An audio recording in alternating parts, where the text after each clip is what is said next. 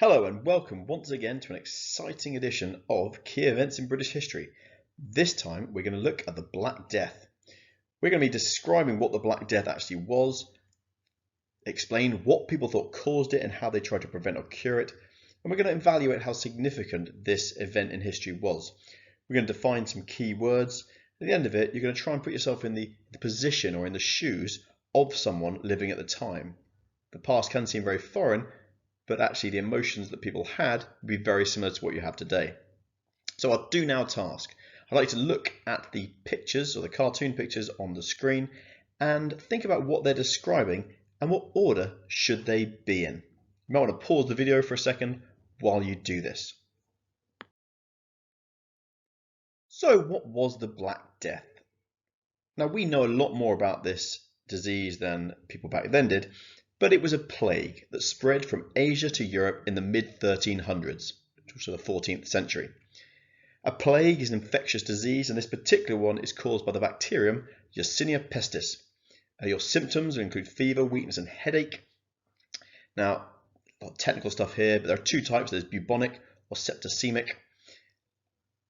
And today, this plague would be considered a pandemic. Now, I'd like you to think for a second, do you know anything else that you've heard of about pandemics recently?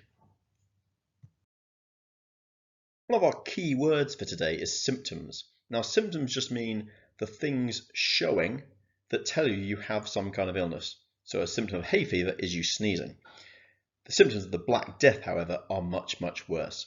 So, going back to our pictures at the start, first day, you'd get some painful swellings or buboes under your armpits or your groins.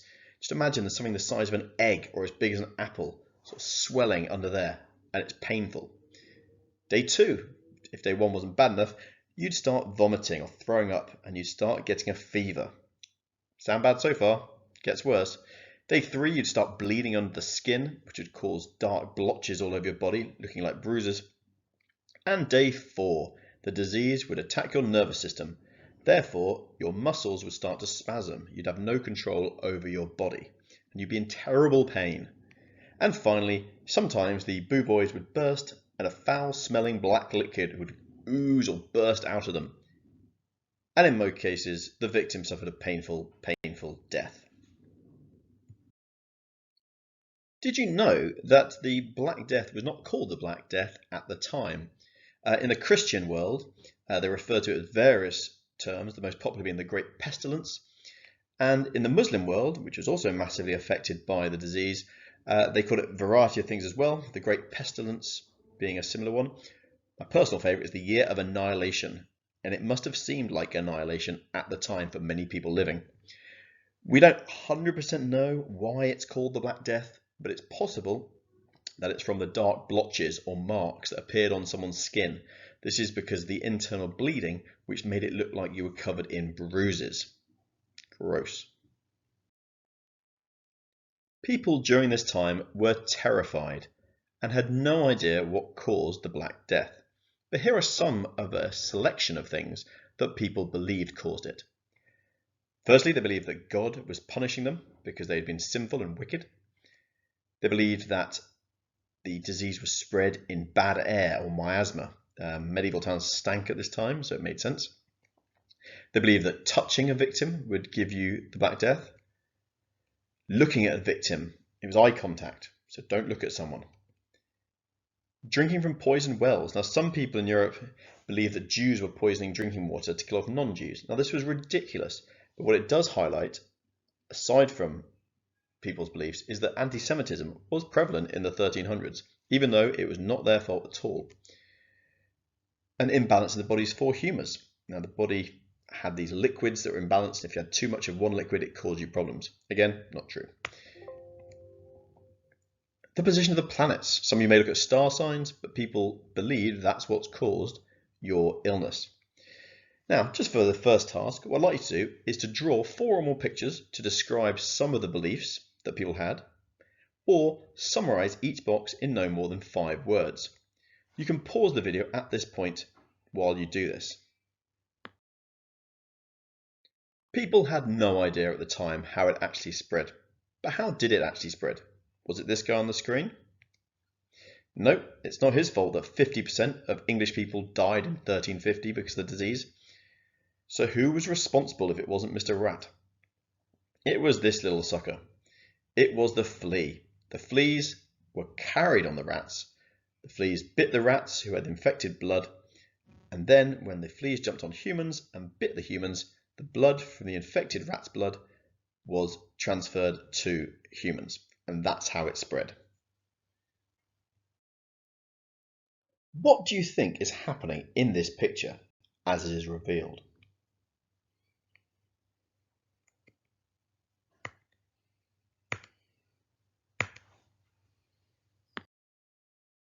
This is a picture of people who are called flagellants, and they are whipping themselves. But why would people do this? Flagellants believed that the Black Death had been sent from God as a punishment for all of the sins people were committing, and therefore they whipped themselves in public to show God how sorry they were. So aside from whipping yourself in public, how else did people during this time try and prevent getting the Black Death or cure it? And yes, some of these may seem a bit bizarre. Firstly, kill all the dogs and cats in town. Sorry for you, pet owners. That's what many people did. Eat crushed emeralds. Again, quite expensive, but people tried this. Drink 10-year-old treacle. I don't know who's got 10-year-old treacle in their cupboard, but I imagine it doesn't taste very nice at all. Put herbs on the fire to make the air smell sweet. Run for the hills. Just get away from it all. Sit in a sewer. The bad air of the plague will be driven away by the worse air of the drains. Horrendous. Eat arsenic powder. Now, for those who don't know, arsenic is a poison. Go from town to town flogging yourself with a whip, as the flagellants do. Or let your blood out. So if they feel you've got too much blood in your body, that's why you're bruising underneath or you're coughing up blood, just cut open a vein and let some blood come out. It's called bloodletting. Again, don't try it, it didn't work.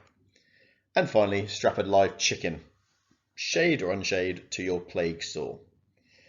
Now, have a think about which you think sounds the most far-fetched or bizarre, and why, and which one might actually work. For task 2, again, either draw 4 more pictures to describe some of the beliefs, or summarise each box in no more than 5 words. You might have to pause the video at this point so you can do this. So we're going to do a little sorting, categorising activity now.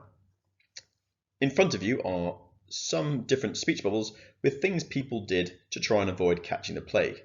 And you could categorise these under 3 things: a punishment from God, caused by smelly air, or caught from touching other people.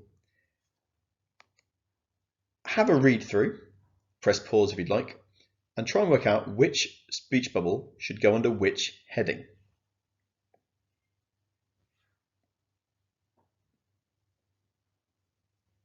So, now you've had to think about it. Here are some of the answers. I'm not going to read them out. The numbers will just come up by the side of it.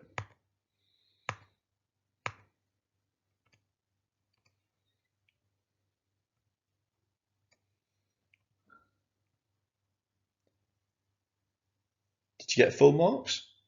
I'm sure you did. Today in this episode, we're getting to think about a lot of things and pause and just reflect on what people did back then. And what I'd like you to do is to, in a moment, just pause the video and just have a read through what people said about the plague at the time and see which one of those descriptions is an accurate description about how the plague was spread. I'm going to give you a hint. Most of them are absolute rubbish. Again, a bit more time to reflect right now. I want to think about 2 different things here. Firstly, would the effect of the Black Death have been positive or good, or negative, as in bad? Do you think it would have been a bad thing for everyone? Secondly, what was the impact of people's belief in God? Now, the medieval times were a time when people were very devout in terms of religion. In Western Europe, this was a significant belief in Christianity, and more towards the Middle East, it was Islam. But both societies at this time were very religious, and they had very deep beliefs, a lot of them, that God was causing this plague. So did people become more religious? or did they become less religious?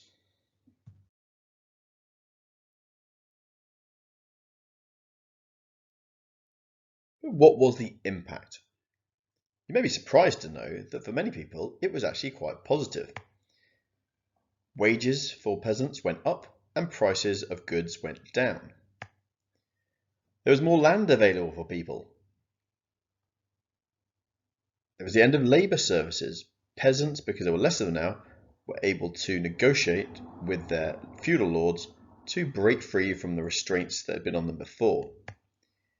And this all led to a better standard of living, because these changes meant that peasants were better off. However, don't forget that 50% or half of the population of Britain and Europe died. Dead.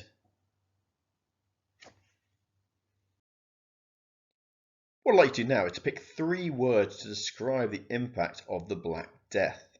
So just give you a few seconds to think about it for yourself. What 3 words would you use to describe the impact? Now here are some that we picked earlier. Terrifying. People had no idea what was happening and people were dying around them in horrific fashion. Confusing, particularly for those who believed that God was punishing them. But why, many thought, were they being punished when they'd been good all their life?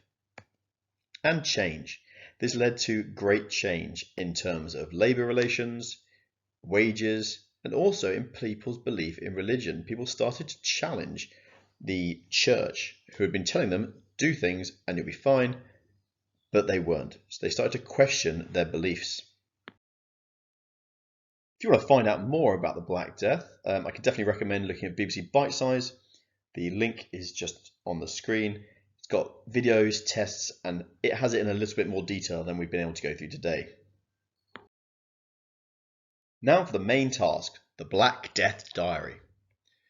You're going to be writing diary entries for 3 Black Death survivors: a peasant, a priest, and a lord of the manor.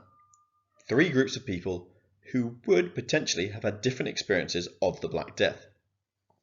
Each diary entry will begin, Dear Diary, I survived the Black Death.